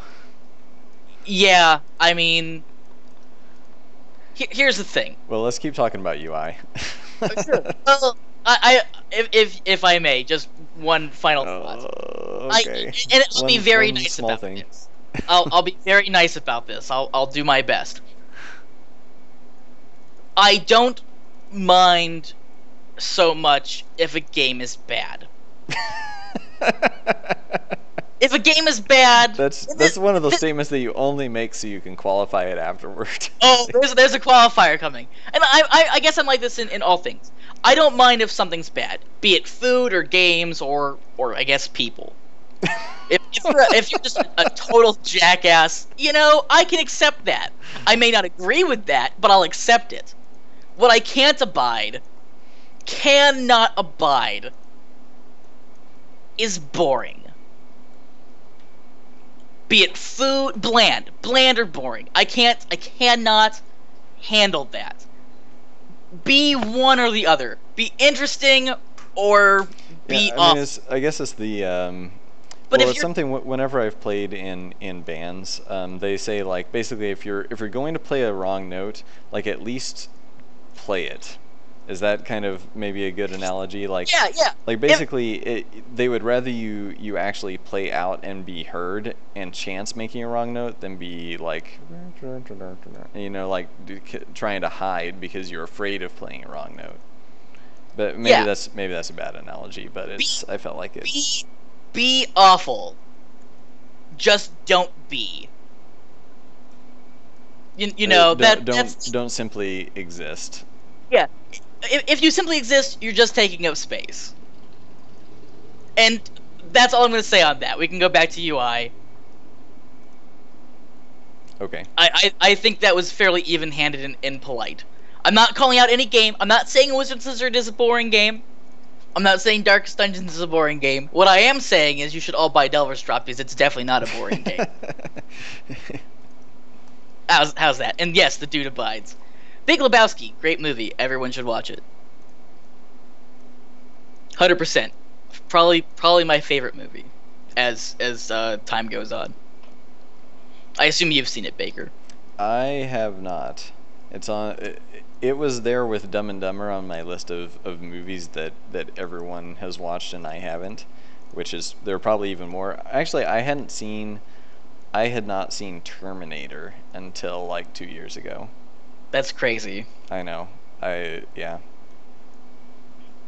And then I just like watched Terminator 1 and 2, and I had at least seen Aliens. I'm glad I saw that when I was a teenager. I remember seeing Aliens 2 when I was 3.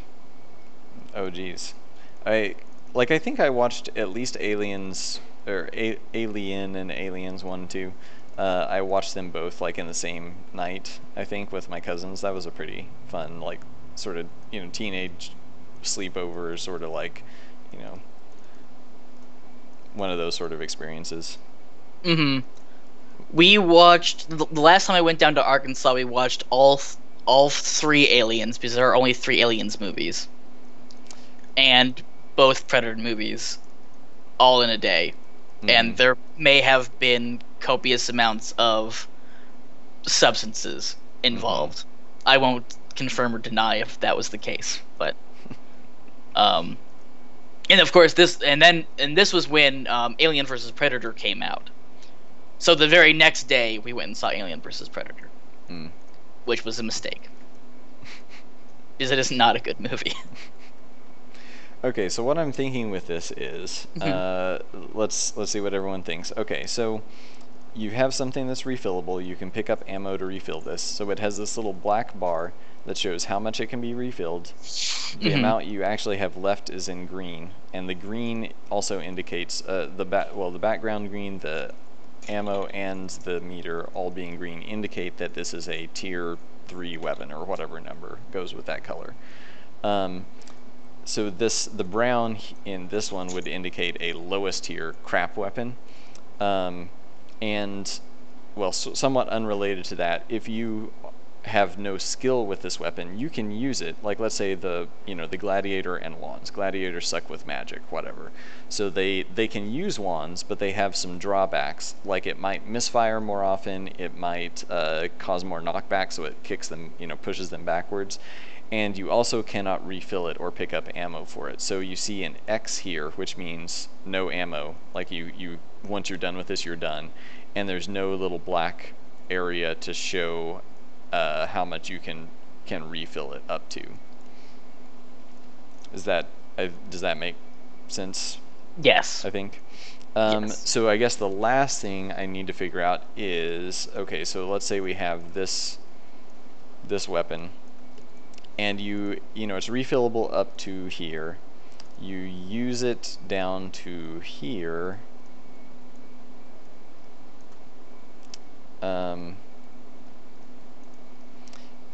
And so this meter, sorry, it's hard to select these the way I set this file up, kind of weird. Like so. So I need to show like those last 10 uses in a really clear manner. I'm wondering if we should just like almost leave behind this same little icon, the same little kind of rounded diamond shape as those uses, like this.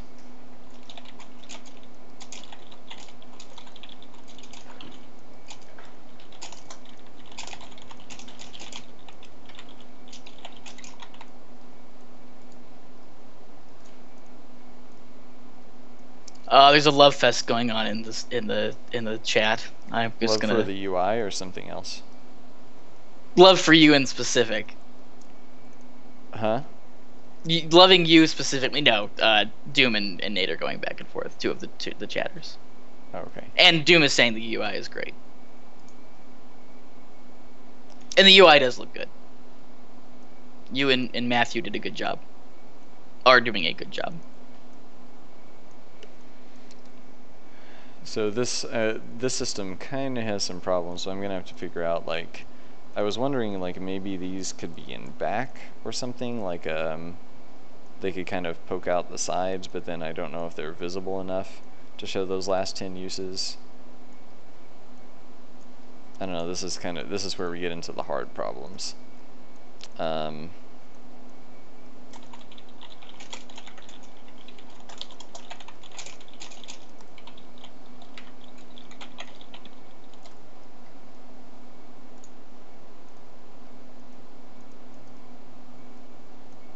think it looks good.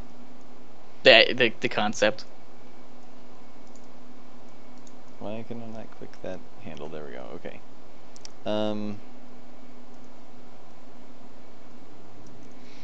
Or we could do something like this for the last 10, where it's kind of like a little, almost like a combination between a semicircle and a hash mark. Mm-hmm. I need to wait till the chat catches up.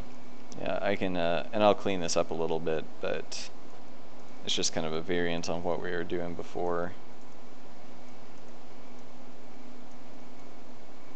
And maybe they look like, when you get down to the last 10, maybe they kind of tint red or something to show that, hey, you're almost out.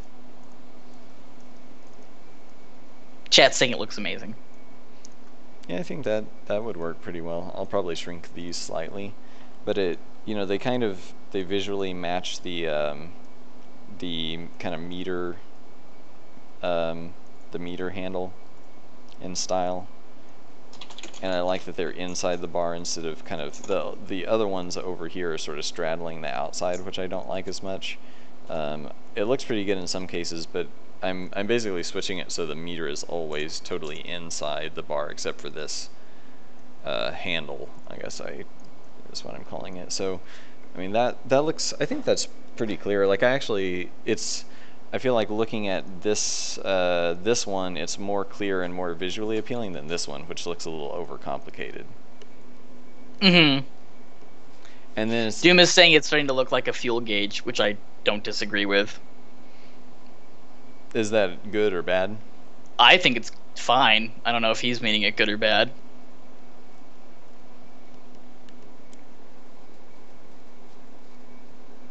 So there are a couple drawbacks where, like, let's say you've got an item with 15 charges, it would, like, let's say that's about 15 charges. So 1, 2, 3, 4, 5. Or I mean, you'd have 10 of these hash marks or so, plus like a little bit of this meter to add that extra 5. So then the question is, where does this? How long is this black meter? I mean, maybe it's only as long as where the handle starts. So if you've got 15 charges and it's refillable, it would look about like that. So these last 10 don't have the black bar behind them. So you could end up with a look that's kind of like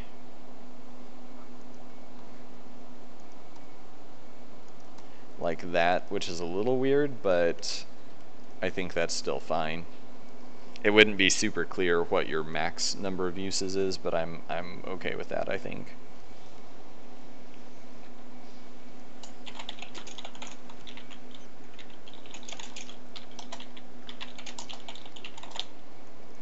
Either that, Yeah, just let or catch up.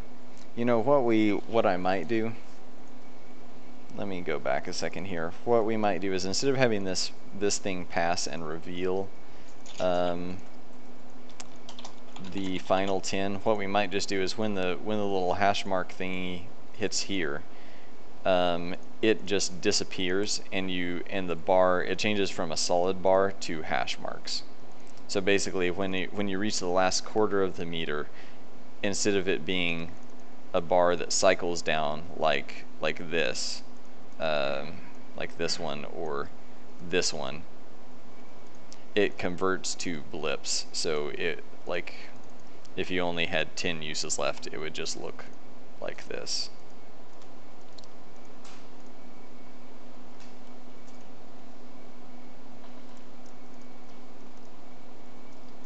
I'm having some layering issues here, apparently.